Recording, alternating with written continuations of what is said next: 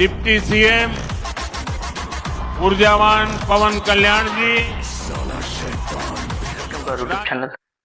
నిన్న జరిగిన ఆంధ్రప్రదేశ్ అమరావతి పునఃప్రారంభానికి ఇది 100% మీరు తెలుసుకోవాలి. ఒక్క వ్యక్తి నుంచే ఇది ఇంత మొదలైంది.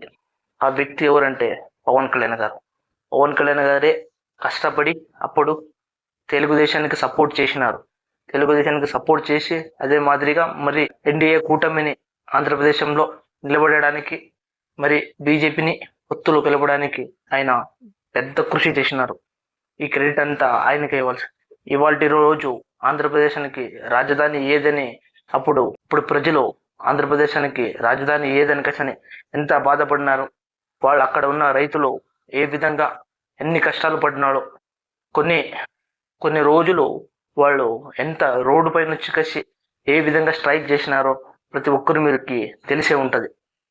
మరి ముఖ్యంగా మరి పవన్ కళ్యాణ్ గారిని కూడా అందరూ ప్రజలు వచ్చి అర్థించినారు. మనకు ఆంధ్రప్రదేశానికి రాజధాని ఏదయ్యా అని కసి అదే పవన్ కళ్యాణ్ గారు అప్పుడు మాట ఇచ్చినారు.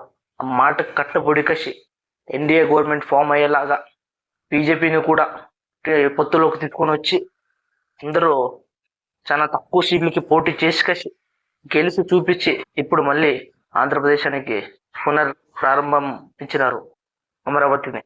మీరు ఎంతమంది దీనికి అంగీకరిస్తారనేది కామెంట్ చేయండి. ఒక్కసారి మీరు ఎస్ అనుకుంటే పవన్ కళ్యాణ్ గారి పేరుని కామెంట్ చేయండి.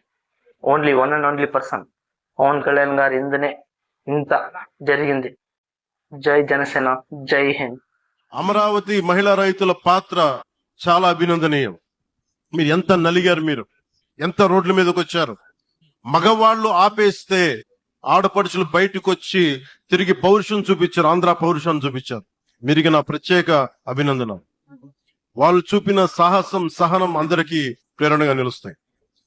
భూమిని మాత్రమే ఇవ్వలేదు, రాష్ట్ర భవిష్యత్తును నిర్మించే ఆశలను, విశ్వాసాన్ని ఇచ్చారు. కానీ 5 సంవత్సరాల్లో గత ప్రభుత్వం ఆ త్యాగాన్ని అవమానించింది. 3 రాజధానులు అస్తవ్యస్త విధానంతో ప్రజల విఘ్నతని, అమరావతిని అగౌరవపరిచింది. ఈ రోజు ఈ వేదిక నుండి మేమందరం మీకు హామీ ఇస్తున్నాం. అమరావతి మళ్లీ ఒక ప్రపంచ స్థాయి సర్వశ్రేష్ఠ రాజధానిగా ఆవిర్భవించింది. అమరావతి ఒక ఆర్కిటెక్చరల్ జోన్, ఒక కాంక్రీట్ జంగిల్ గా మిగిలిపోకుండా జవాబుదారీతనం, న్యాయం, ప్రజాస్వామ్యానికి ప్రతీకగా నిలవాలని ఆకాంక్షిస్తున్నాం.